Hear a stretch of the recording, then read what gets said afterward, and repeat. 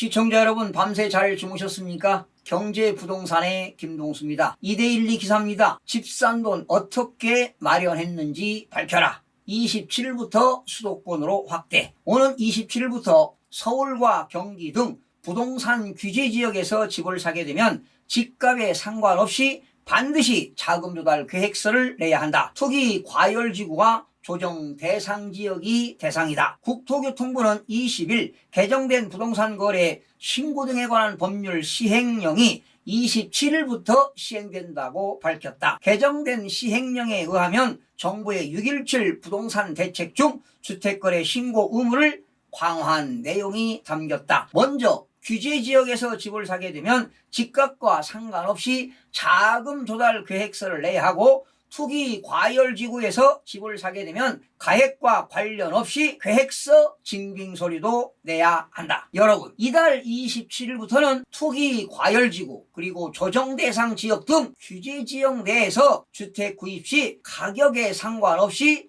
자금 조달 계획서 제출이 의무화됩니다. 특히 서울 등 투기 과열지구에서는 자금 조달 계획서뿐만 아니라 해당 자금의 출처를 입증할 수 있는 각종 증빙 자료도 내야 합니다. 그러면 개정안 주요 내용을 자세하게 살펴드리겠습니다. 첫 번째입니다. 자금 조달 계획서 제출 대상이 확대가 되는데요. 투기 과열지구와 조정 대상 지역 내에서 주택거래 신고 시 거래 금액과 무관하게 자금 조달 계획서를 제출해야 합니다. 현재로서는 규제지역에서 3억 원 이상, 비규제지역에서는 6억 원 이상 주택거래 시 자금 조달 계획서를 제출하도록 되어 있는데, 이달 27일부터 개정된 법에 의하면 규제지역 내 모든 주택거래 시 자금 조달 계획서를 제출하도록 되어 있고요. 비규제지역은 기존과 동일합니다. 투기 세력들이 말이죠, 3억 원 이하의 주택을 집중적으로 또 사들이기 때문에 이러한 수도권 변두리 지역에서도 한때 집값이 상승한 바 있습니다. 시행일 이후 거래 계약분부터는 투기 과열지구 또는 조정 대상 지역 내 3억 원 미만 주택 거래 계약을 체결하는 경우에도 관할 시군구에 실거래 신고 시 30일 이내에 자금 조달 계획서를 제출해야만이 됩니다. 그러면 여러분도 아시겠지만은 규제지역 지정 현황을 한번 살펴보겠습니다. 투기 과열지구는 48개가 되겠고요. 조정 대상 지역은 69개가 되겠습니다. 먼저 투기 과열지구는 서울은 전적이 되겠고, 경기도에서는 과천, 성남, 분당, 수정, 광명, 하남, 수원, 안양, 안산, 단원, 구리, 군포, 의왕, 용인, 수지와 기흥, 그리고 화성은 동탄, 투만 지정이 되었습니다. 그리고 인천에서는 연수구와 남동구와 서구, 지방은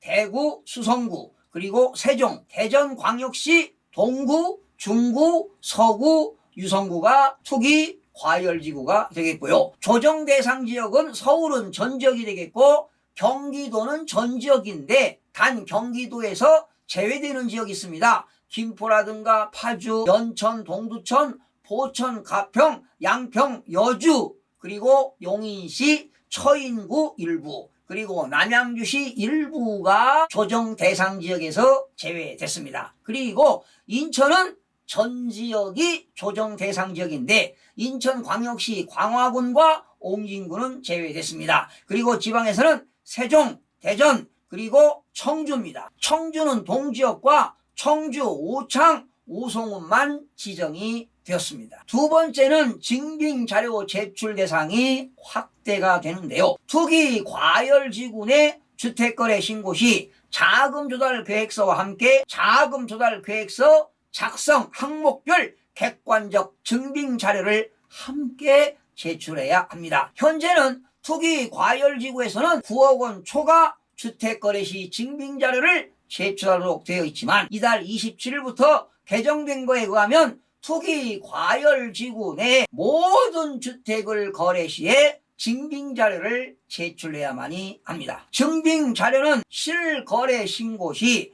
매수인이 자금 조달 계획서 작성 항목별로 거짓 없이 기재하였는지 여부를 객관적으로 확인할 수 있는 관련 자료를 제출하면 되고요. 매수인이 자금 조달 계획서에 실제 기재한 항목별 제출 서류만 제출하면 되며 자금 조달 종류로 기재하지 않는 항목과 관련된 자료는 제출하지 않아도 됩니다.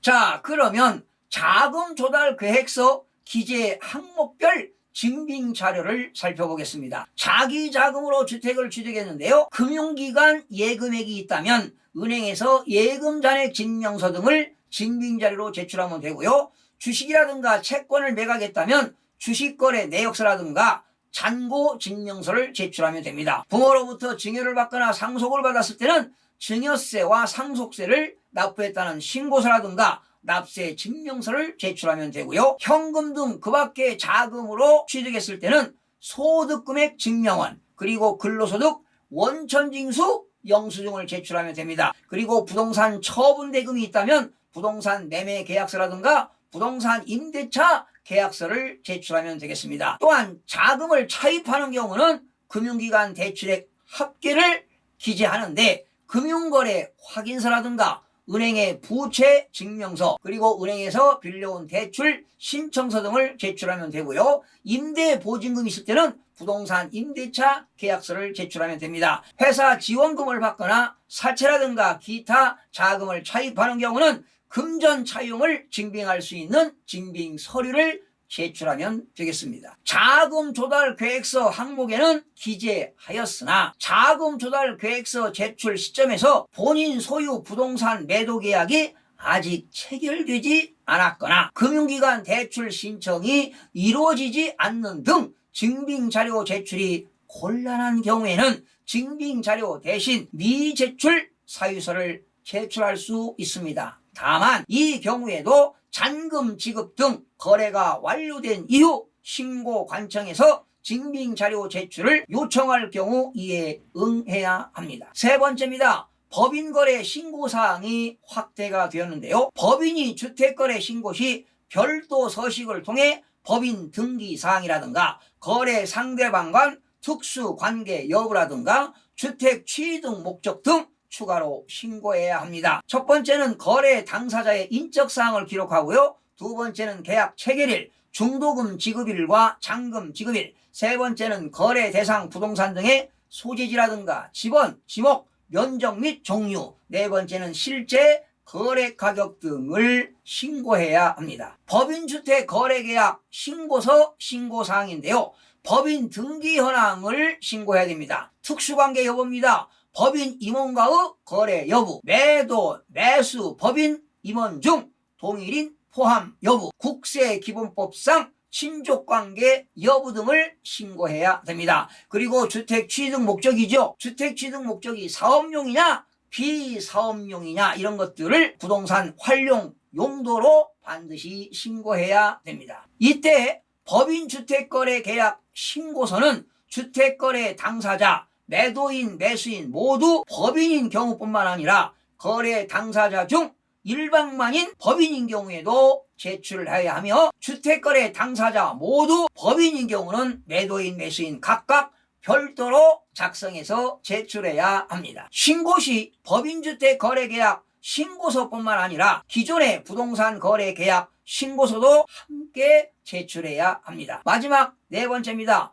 법인 거래 시 자금조달 계획서도 제출하게 되는데요. 법인이 주택의 매수자로서 거래 신고 시 거래 지역 및 거래 금액과 무관하게 자금 조달 계획서를 제출해야 합니다. 자금 조달 계획서 증빙 자료 제출 대상 변경 내용을 도표로 한번 살펴보겠습니다. 먼저 자금 조달 계획서는 규제 지역에서는 현행은 3억 원 이상, 비규제 지역에서는 6억 원 이상이었는데 개정된 거에서는 자금 조달 계획서는 모든 거래가 되겠고 비규제 지역에서는 개인은 6억 원 이상이 되겠고 비규제 지역이라 하더라도 법인은 모든 거래를 자금 조달 계획서를 제출해야 됩니다. 증빙 자료로서는 투기 과열지구에서는 현행은 9억 원 초과지만 개정에서는 9억 원에 관계없이 모든 거래가 증빙 자료를 제출해야 됩니다. 이번 개정은 지난 6.17 관계부처 합동으로 발표한 주택시장 안정을 위한